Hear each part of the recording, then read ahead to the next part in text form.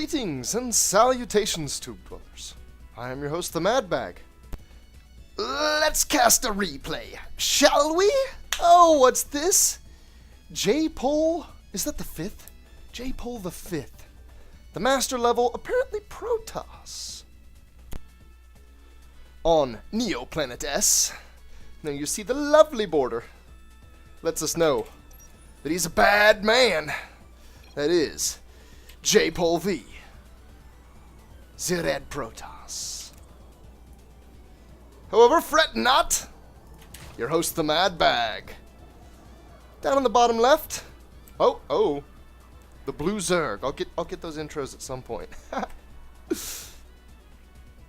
Neoplanet S is a pretty small map, but the center kind of has a force into roundabout path.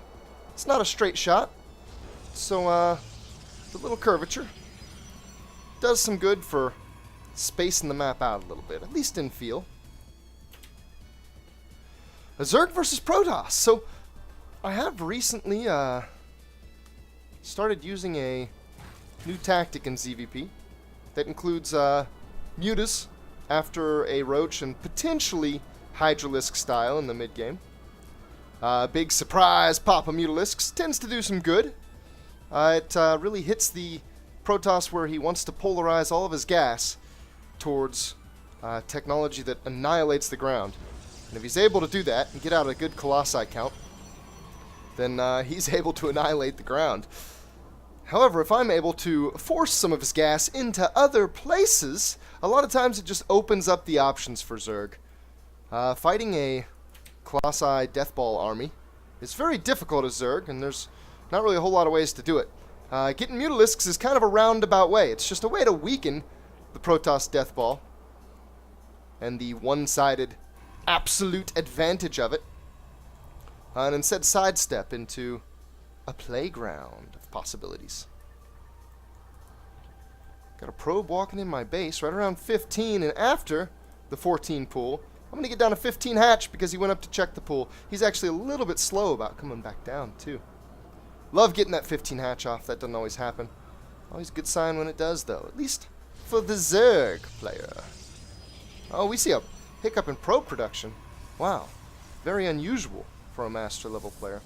Don't like to see stuff like that. I like to get in my games, look at my opponent in a replay, and see him acing shit. I like to see him just tearing it up, putting timings together with the perfect, just quickness. And, I like to compare myself to that and say, I am doing the same. The Overlord's going to spot some things out. I'm not sure I clicked on that Cybercore. I guess it doesn't matter now. I will see it. He did a gateway opening. It's going to delay his Nexus. He even popped out the Zealot. A lot of times you'll see Protoss start to build a safety Zealot, but once they scout out their Zerg opponent, they'll cancel the Zealot before it actually finishes. He did no such thing. He did build the Zealot, and now the expansion. The Zergling is going to pop in here and confirm this. Important information early in a game. Helps you read a game. If you can get here and see that that's not there, then it definitely narrows what the Protoss could be doing. He's doing some one-base stuff, and your droning should probably stop pretty damn early. He's going to favor the Mothership Core over the Gateway Research, although he's got the money and the Gateway Research still isn't coming. Looks like he's favoring his money into a Stalker, and he's supply blocked himself. All of this stuff, I just happened to catch some less than ideal timings playing out whenever I look over here. It really surprises me. This was close. This was, you know, the pylon was en route before he even started that Stalker, so it's not like he was delayed for a really long time. But I'm kind of surprised to see that from a master level player. Don't make any assumptions, though. Oh, what's this? We have a probe down at the south end of the map. That's a dangerous spot. I wonder what that probe's intentions are. A forge? Okay, a forge a little later. A lot of times this is a common follow-up to gateway openings. And a lot of times seeing this will tell a Zerg player, I haven't seen it yet, but if I had, that he likely intends to eventually go later into the game. If he didn't get the forge fast, he's not necessarily trying to do an upgrade timing. Oh my. Twilight Council and a Dark Shrine begins. If he does get the forge, though, it means he likely wants upgrades, and that most of the time means a 3-base plan. So DTs it is. Oh, Madbag. Oh, you devil. Oh, what? Wait, what? What? No, this can't be. I turned the Overlord back. Why? Do I think I've seen something? Do I think I'm finished scouting? No. I don't know why. But the Overlord turns back. It looks like I'll stay in the dark for now. The economy's looking decent. I'm ahead of the Protoss. There are even the inklings of some tech developments that look fairly good for me. I'm getting speed, probably before any kind of a timing will come together for him. I'm getting 2 evolution chambers. I don't see the Roach Warren yet, but of course it's possible that it's just not quite coming yet. Really focusing on that drone count. The 3rd base coming out a little late too. I actually would have liked to see that a lot earlier. I'm going to check the front. I actually didn't even get close enough to see the forge and the gateway. And still, the Overlord has not moved back in. I have not seen... Oh, no. The DTs are warping in.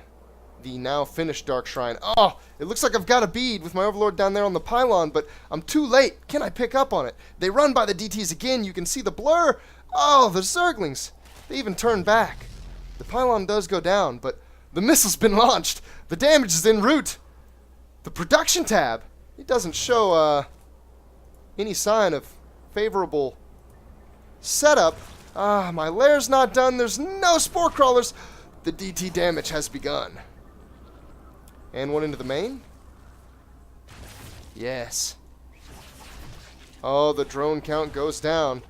They're pulled pretty quickly, but they're not given mineral pathing commands. Okay, now they are. They were getting trapped by some of the DTs there for a second. Oh, man. I am producing roaches now, and he has me in the worker count. Not good. 47 to 41. So far, he has killed 11, as well as a couple Zerglings. Down goes a Queen. The 39. I've got almost all of my workers at that one base. It does look like we have spore crawlers going up. And the DTs are backing off. It looks like we may have a bit of a stabilization period happening. Oh, gateways are being added. Matter of fact, there is also a robotics facility now producing immortals. And more gateways are planned. It's going to bring the count up pretty high. I would say likely high enough that he's not planning on an expansion. 7 gateways and a robotics facility is very involved. He's starting +2. Looks like he boosted through +1 as he confused me with all of his DT play. He's also getting blink. Got the ling speed, and I'm getting a couple lings on the map just to check his 3rd. See what happens. Oh my god, this worker count is really pitiful. I'm seeing a lot of gas as compared to the amount of mineral workers I've got, and that's actually, I don't really have any over here either. 45, I'm still down on the worker count. The army counts are very close right now, though. And it looks like I'm a little jostled by this. My timings aren't lining up. I'm not totally sure they'd line up perfectly anyway. But I'm not able to snatch that +2 armor. There it starts. So I'm in a position where I could get an upgrade lead, but there's going to be a point in time where I'm 1-1 and he has +2 damage. That's roughly even, but +2 damage is like, it's got better synergy than 1 range damage and 1 armor, especially since my range damage does not affect my Zerglings, and I've got a decent number of them. It's never good to totally exclude the Zerglings. Actually, that's not true. Never is a very strong word. Not getting the roach speed. That has got to be a mistake. I've got the money for it. The army counts. Oh, he is taking a big lead. This worker count is really working out to his favor. It looks like I did finally catch up in the worker count, but I actually produced some army in there first. When the DT damage was done, I didn't immediately go back into producing economy, into building up my economy. Ooh, I like this. The Hydralisk Den does go down. Sometimes if you're in a crisis management mode and you've lost some economy and you feel like you're behind, you want to try to clean your build up. You want to try to cut fat off your build. You want to try to do it lean as possible. I might say cut this Hydralisk Din out. And maybe try to go straight to my Mutaswitch after defending his next push with just roaches. But I like to see that I'm getting it because he's not getting Colossi. He's still building Immortals. Oh my god, the gateway count. The gateway count is too damn high. It is 8. That means when he pushes out, it's basically like a double 4-gate. He can spend all of 2 base economy on just these gateways. When he pushes out, he's going to stop producing off this robotics facility. Oh, he's actually taken a 3rd. This is a really surprising play, and it seems really late, although that doesn't matter so much because he held me off my economy for a while, so he can delay things like the 3rd. And for right now, I'm in no position to tell him he can't take it.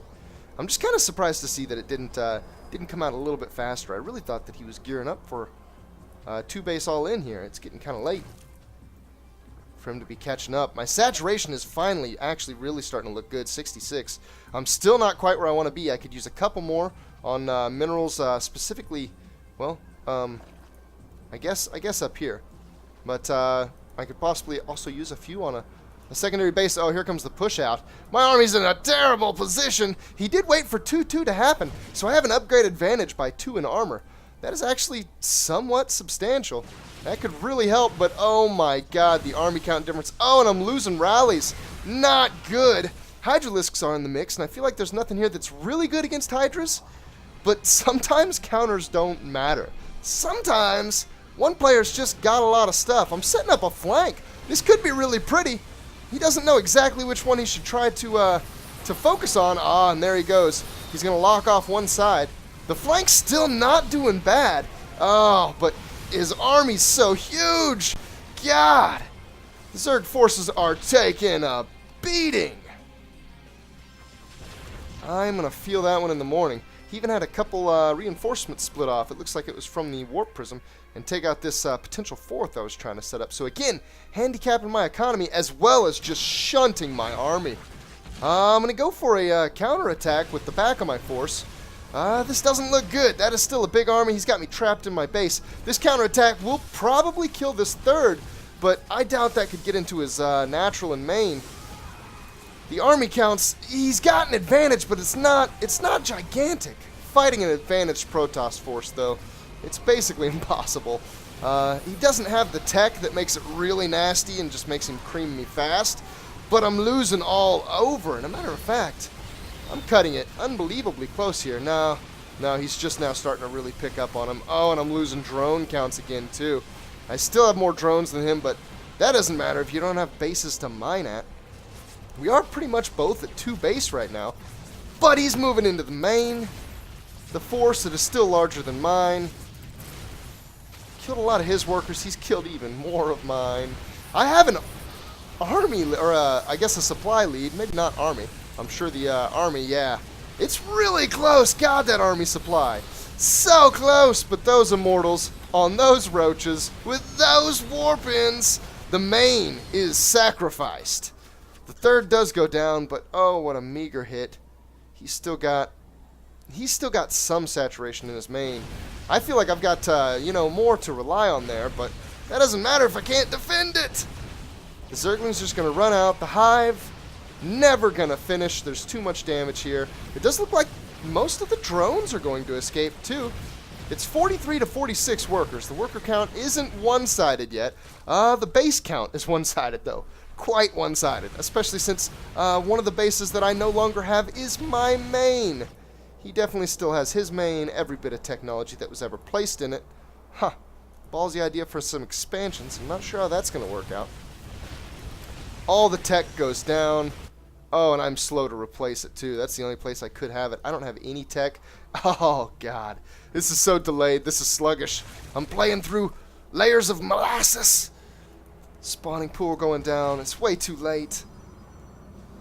The army will march forward. The supply count readily in his favor. I'm sure both in army, oh yeah, and in workers. The worker count still isn't huge. The army count, though, is huge enough. And this, he's finally showing the signs of a master. good decision making. He could probably just go ahead and smash on through here and kill me. However, given that I'm relinquished to one base, maybe some setting up expansions, and that I've lost all of my tech, he can definitely do the safe play. He can definitely back off. He can calm down. He can make sure that he gets this third established, get cannons up at it, make sure everything's good. And as I say that, it looks like maybe he was just waiting for one Colossus to come out. He does have the robotics support bay now. The Colossus is out. He does not have the Colossi range. But it looks like he just wanted to have a Colossi. He does have +3 weapons. Oh, that upgrade. That upgrade differential is substantial. I think I was trying to get up to the hive and get those. Never did, though. I did end up getting one melee. And the army count. Too damn huge. Those Zerglings, yep, I know it too. Out to go! And so goes the story of the Mad Bag being torn down by a master. Let's see, I guess there's not a whole lot of this I want to see. Seeing the whole game through the replay, you really get the full level of detail. These are kind of nice to see, though. You can see how huge of a dip that Dark Templar hit was. That's not necessarily how many drones died, but that's how much mining time I lost. I stopped mining for this entire gap. And what is this, like right before 650 seconds. So right at the same spot. This is where his army starts absolutely leaping ahead. And my army, yeah, see this shouldn't happen. This should have been in drones. I should have stayed on that low army count even though I didn't feel safe. And I should have got the drones first. Then maybe when it was later on, I could have, yeah, and the army value, it was never right on. I'm really surprised I survived that long. Ended up spending more on upgrades, but didn't matter. Not without the army. That's going to be it for this video. Thank you for watching, everybody. See you later.